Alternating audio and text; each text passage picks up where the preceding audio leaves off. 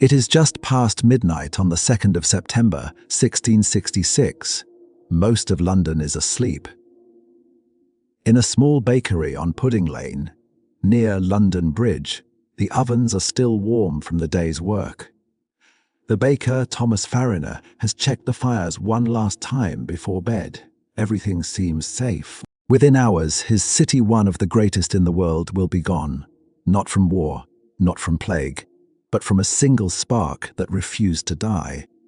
Using advanced AI technology, we've brought 17th century engravings, contemporary sketches, and oil paintings to life.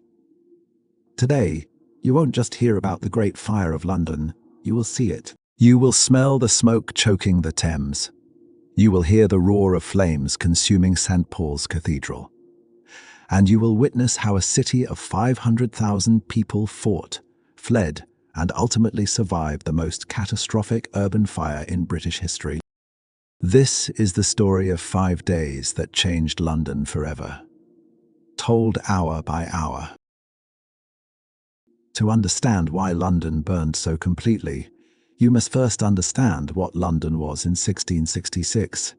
This wasn't a grand imperial capital of later centuries. This was a medieval city, barely changed from the Middle Ages, crammed inside ancient Roman walls that were already 1,600 years old. London in 1666 was home to roughly 500,000 people, making it the largest city in England and one of the biggest in Europe. But unlike Paris or Amsterdam, London had never been properly planned. It had grown organically, chaotically, like a living organism spreading across the banks of the Thames. The streets were narrow, some barely 6 feet wide, winding in illogical patterns that followed medieval property lines.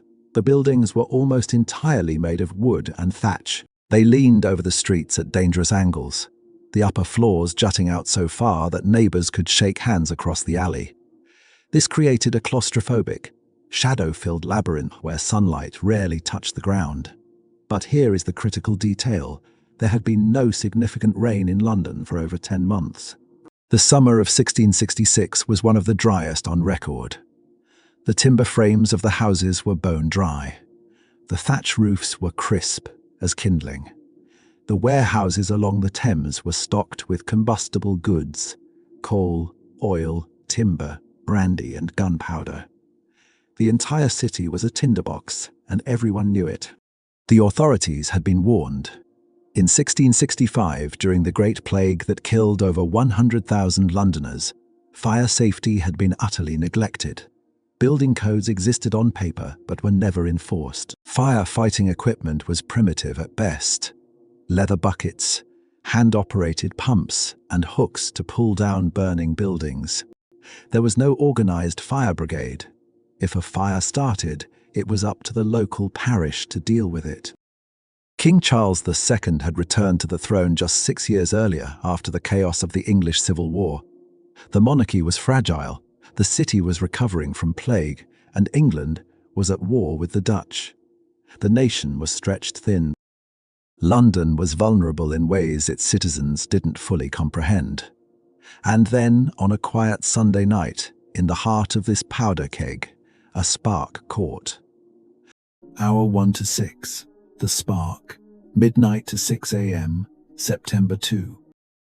At around 1 a.m., Thomas Fariner's maid woke to the smell of smoke. The bakery on Pudding Lane was on fire. Fariner, his family, and the maid escaped by climbing out a window and crawling across the roof to a neighbor's house. But one maid, too terrified to make the leap, stayed behind. She became the fire's first victim. The bakery was located in one of the worst possible places.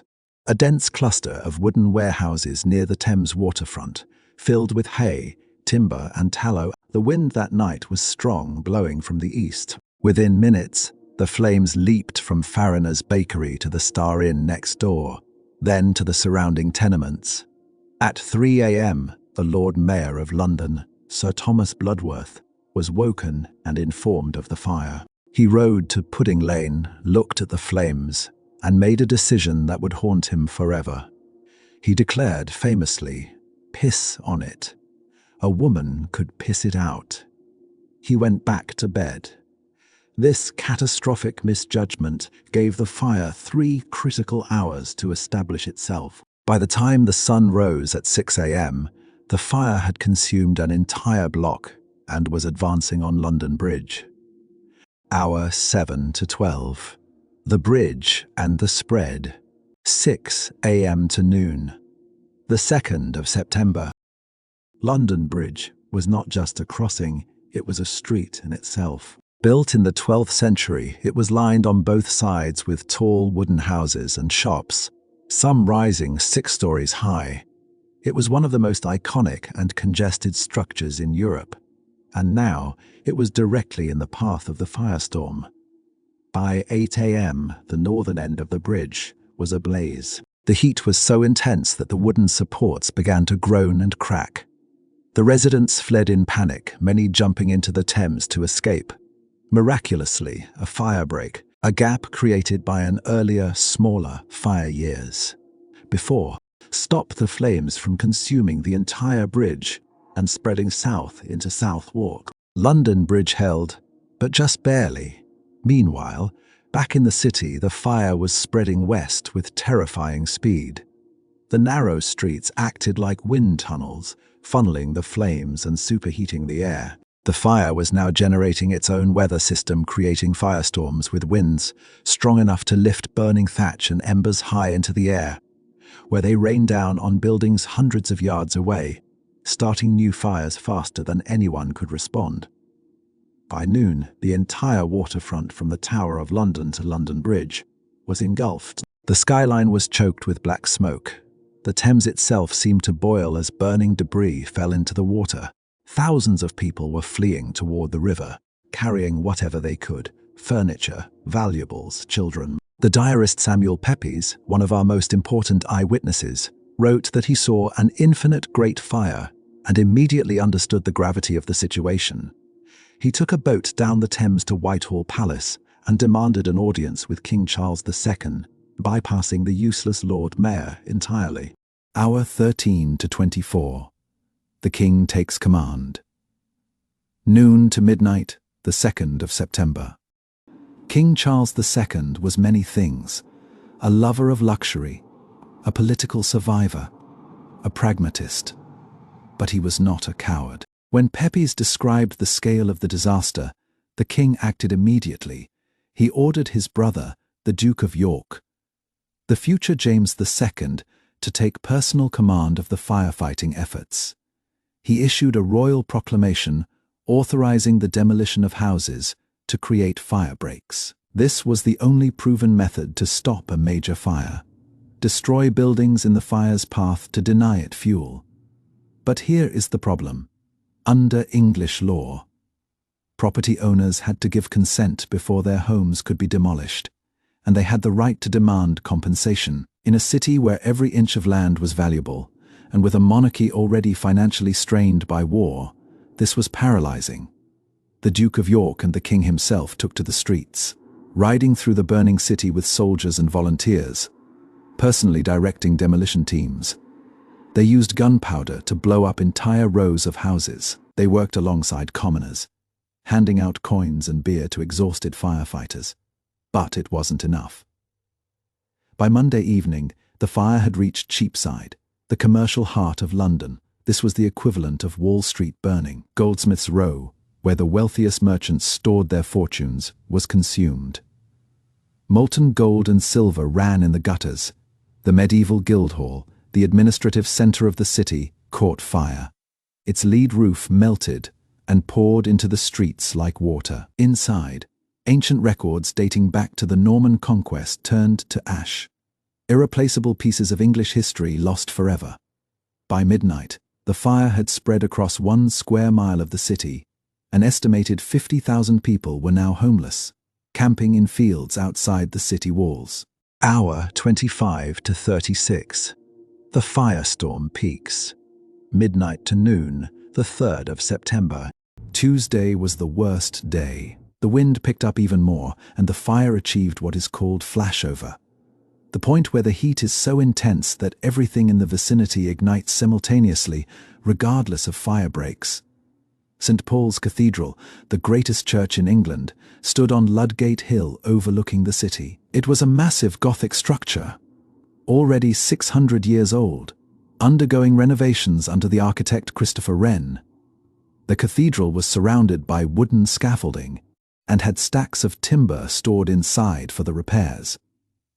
At around 8 a.m. on Tuesday, flying embers landed on the scaffolding. The fire climbed the wooden frames like a ladder, reaching the lead-covered roof. Lead melts at 621 degrees Fahrenheit. The cathedral roof, made of tons of lead sheeting, began to liquefy. Witnesses described a scene from hell, molten lead pouring down from the roof like rain, pooling in the streets, setting fire to everything it touched. The cathedral's ancient timbers exploded in the heat. The interior, filled with priceless books from the cathedral library, religious relics, and tombs of kings, was consumed. The stones of St. Paul's exposed to temperatures exceeding 1,800 degrees Fahrenheit, cracked and exploded like gunfire. The great cathedral, a symbol of London's faith and resilience for centuries, was reduced to a smoking ruin. The fire was now out of control. It had created a phenomenon known as a fire whirl, a tornado of flame that tore through the streets, capable of picking up burning debris and hurling it across entire neighborhoods. The sky turned black with ash. People miles away reported that it was raining soot. Hour 37 to 72. The turning point. Noon the 3rd of September to midnight, the 4th of September. By Wednesday morning, roughly 80% of the city within the walls was either burning or destroyed. The fire had reached the edge of the Tower of London, where the kingdom's gunpowder reserves were stored. If the tower went up, the explosion would level half of what remained. The garrison commander made a desperate decision. He ordered his men to use gunpowder to demolish every building within 100 yards of the tower, creating a massive firebreak. It was a calculated gamble, using explosives near explosives, but it worked. The Tower of London held. Meanwhile, the wind, London's greatest enemy for 3 days, finally began to die down. The Duke of York's demolition teams were now working more effectively. Having gained experience, they were blowing up entire streets ahead of the fire, creating wide gaps it couldn't leap. By Wednesday night, the fire had reached its physical limits. To the east, the tower stood firm. To the west, firebreaks around the Temple Church and Fleet Street held. To the north, the fire had reached the edge of the city walls and open fields beyond, where there was nothing left to burn. On Thursday, the 6th of September, the last flames were finally extinguished near Pye Corner, in the district of Smithfield. The Great Fire of London had burned for 5 days and 4 nights. It destroyed 13,200 houses, 87 parish churches, St. Paul's Cathedral, most of the city's official buildings, and the livelihoods of 100,000 people, nearly 70% of the city's population. But here is the astonishing fact. The official death toll was recorded as only 6 people. The miracle and the mystery. How did a fire this massive kill only 6 people officially? The truth is, we don't know. The poor, the homeless, foreign residents likely never counted. Bodies incinerated beyond recognition. The real toll remains a mystery. But compared to the Great Plague the year before, deaths were remarkably few. The fire spread slowly enough for people to flee, and the Thames offered escape. The aftermath was devastating in other ways. 70,000 people homeless in tent cities. England's economic heart gone.